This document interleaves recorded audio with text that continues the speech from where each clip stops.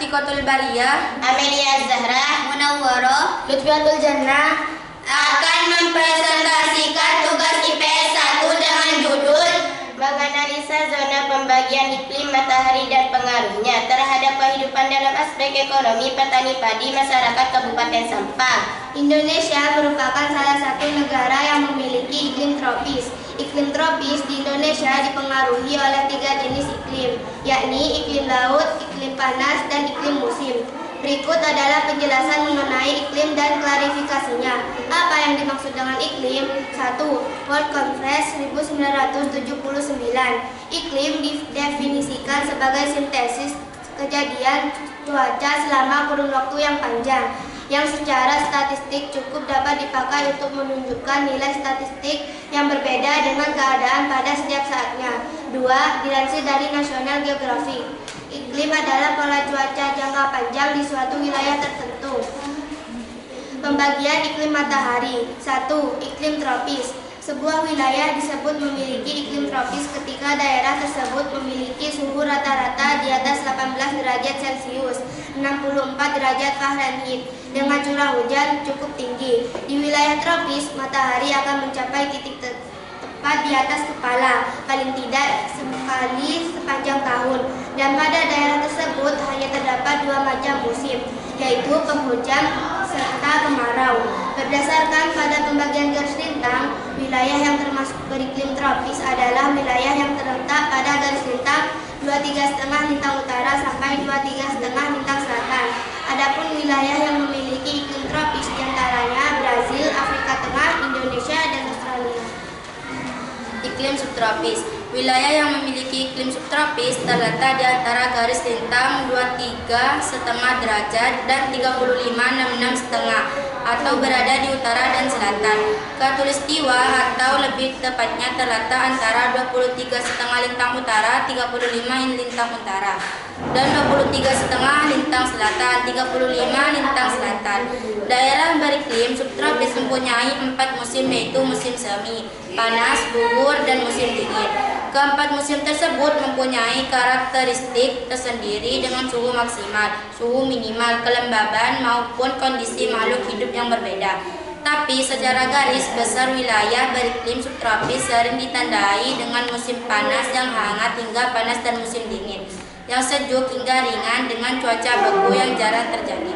Adapun wilayah yang memiliki iklim subtropis diantaranya meliputi sebagai besar wilayah Eropa, kawasan Asia Tengah, Asia Timur, Asia Barat sebelah utara, Amerika Serikat, Afrika Utara, dan Afrika Selatan. Sedangkan daerah subtropis yang terletak di belahan bumi selatan meliputi Australia dan bagian selatan Amerika Selatan. Iklim sedang. Iklim sedang atau hangat sendiri berada di wilayah dengan garis lintang tengah 35,66,5 lintang utara dan 35 lintang selatan dan 66,5 lintang selatan yang membentang antara tropis dan daerah kutub bumi. Bukan hanya posisi latitudinal yang mempengaruhi perubahan suhu. Di wilayah beriklim sedang, arus laut, massa udara, benua, maritimitas, dan ketinggian juga merupakan faktor penentu. Sementara itu, iklim sedang juga terbagi menjadi 2 jenis, diantaranya iklim maritim. Iklim maritim sangat dipengaruhi oleh lautan yang mempertahankan suhu yang cukup stabil di sepanjang musim. Daerah seperti itu meliputi Eropa Barat, khususnya Inggris, Dublin, Melbourne, dan Auckland, serta Amerika Utara bagian barat pada antara 40 dan 60 garis lintang utara. Iklim kontinental. Iklim kontinental meningkat ke daratan dengan musim panas yang lebih hangat dan musim dingin yang lebih dingin karena pengaruh tahan terhadap penerimaan dan kehilangan panas meningkat. Wilayah dengan kondisi ini diantaranya Amerika Utara dan Eropa. Iklim dingin atau kutub. Iklim dingin di bumi sendiri terdapat di wilayah kutub. Daerah iklim kutub ditandai dengan kurangnya musim panas. Setiap bulan dalam iklim kutub memiliki suhu rata-rata kurang dari 10 derajat Celcius, 50 derajat Fahrenheit. Wilayahnya sendiri mencakup lebih dari 20% bagian bumi. Sebagai besar wilayah ini jauh dari garis khatulistiwa, dengan ciri memiliki musim dingin sangat panjang dan musim panas sangat singkat. Iklim kutub terdiri dari musim panas yang dingin dan musim dingin yang sangat dingin, sehingga menghasilkan tundra tanpa pohon, gletser, atau lapisan es permanen atau semi permanen. Daerah kutub selalu tertutup salju dan es sepanjang tahun. Suhu terendah yang pernah tercatat terjadi di Antartika di angka 88 derajat Celcius. Berikut gambar pembagian iklim matahari. Iklim matahari 0 derajat sampai dengan 23,5 derajat iklim tropis. 23,5 derajat sampai 40 derajat iklim subtropis. 40 derajat sampai 60 derajat iklim sedang.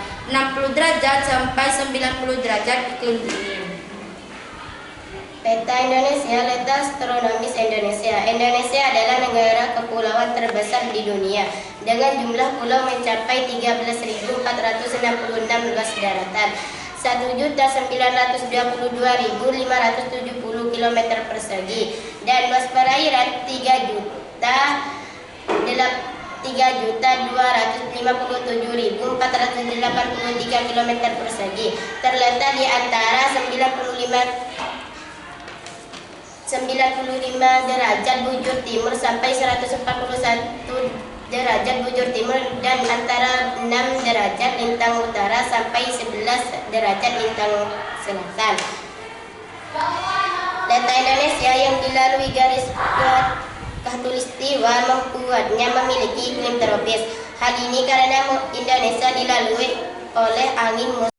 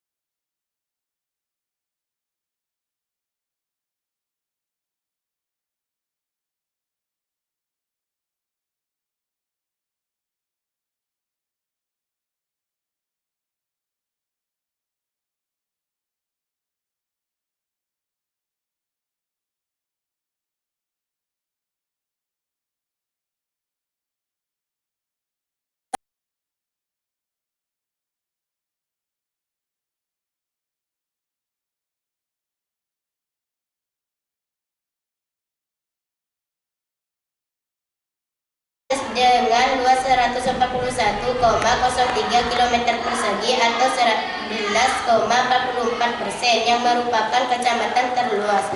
Sedangkan kecamatan terkecil adanya Pengarangan dengan luas hanya 42,7 km persegi, 3,46%. Wilayah Kabupaten Sampang beriklim tropis basah kering dengan 2 musim, yaitu musim kemarau dan musim hujan. Musim kemarau di wilayah Sampang berlangsung pada periode Mei sampai Oktober, dan bulan terkering adalah Agustus yang curah hujan bulannya kurang dari 20 mm per bulan. Sementara itu musim penghujan di wilayah Sampang berlangsung pada periode November sampai April, dengan bulan terbesar adalah Januari yang curah hujan bulannya lebih dari 240 mm per bulan.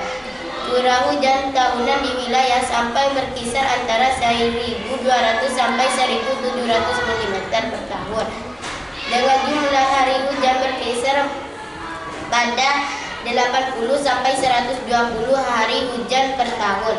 Suhu udara di wilayah ini pun berkisar antara 21 derajat sampai 33 derajat Celcius, dengan tingkat kelembapan relatif sebesar kurang lebih 77%. Produksi padi di Kabupaten Sampang, Jawa Timur menurun dari 250.000 ton pada 2014 menjadi 249.000 ton pada 2015. Menurut Kabid Sumber Daya Pertanian Dinas Pertanian Pemkab Sampang Ahmadi di Sampang Selasa, Penurunan produksi padi itu terjadi karena beberapa hal, antara lain karena banyak tanaman padi yang rusak, banjir, dan kekeringan. Akibatnya, tanaman padi banyak yang rusak dan membusuk karena terendam banjir, dan tanaman padi banyak yang mati kekeringan karena musim kemarau yang berkepanjangan. Namun demikian, Ahmadi memastikan meski jumlah produksi padi menurun tetapi hal itu tidak akan menyebabkan persediaan beras langka. Karena stok beras kami masih banyak, yakni didatangkan dari luar daerah, katanya. Data di Dinas Pertanian Pemkab Sampang menyebutkan pada 2015 kekeringan melanda wilayah ini dan sebanyak 910 hektar lahan tanaman padi mengalami kekeringan dan gagal panen. Daerah yang mengalami kekeringan tersebar di 9 kecamatan, antara lain Kecamatan Camplong, Cengi, Torcun, Kecamatan Kota, Banyuates, Sokobanah, dan Kecamatan Ketapang. Menurut Kabid Teknik Dinas Pertanian Sampang Suyono, lahan tanaman padi yang mengalami kekeringan ini kebanyakan yang belum tersentuh pembangunan irigasi atau sawah tanah hujan. Intinya, setiap musim petani selalu terancam musibah.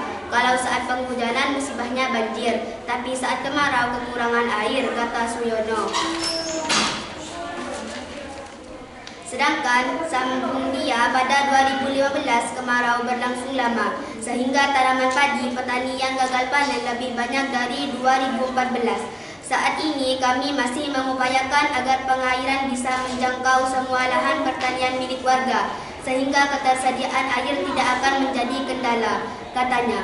Penurunan hasil produksi padi di Kabupaten Sampang, Madura ini meleset dari perkiraan Pemprov Jatim yang menyebutkan bahwa produksi padi di Kota Bahari itu akan meningkat 2 kali lipat dari tahun sebelumnya. Pada produksi padi, angka tetap atap 2014 dan angka ramalan yang dirilis Dinas Pertanian Provinsi Jawa Timur belum lama ini menyebutkan Kabupaten Sampang termasuk 1 dari 6 kabupaten di Jawa Timur yang akan mengalami peningkatan produksi 1,1% dari musim panen tahun sebelumnya. Tapi nyatanya hasil produksi padi petani kami memang tidak sesuai dengan perkiraan karena bencana memang tidak diprediksi, kata Suyono menjelaskan. Upaya-upaya yang harus dilakukan oleh petani padi agar tidak gagal panen saat musim hujan dan kemarau antara lain: 1. Menanam jenis padi yang tahan dengan air saat musim hujan. 2. Menanam palawajiwa saat musim hujan. 3. Membuat saluran air agar air mengalir ke pembuangan. 4. Petani beralih pekerjaan serabutan agar tetap punya penghasilan. 5. Menggunakan pompa air saat musim kemarau untuk mengairi sawah. Sehingga dari hasil analisa pembagian iklim matahari dapat kami tarik kesimpulan bahwa 1. Berdasarkan meta astronomis, Indonesia memiliki iklim tropis. 2. Wilayah yang memiliki iklim tropis mempunyai 2 musim, yaitu musim hujan dan musim kemarau. 3. Implikasi iklim tropis kegiatan ekonomi masyarakat Sampang.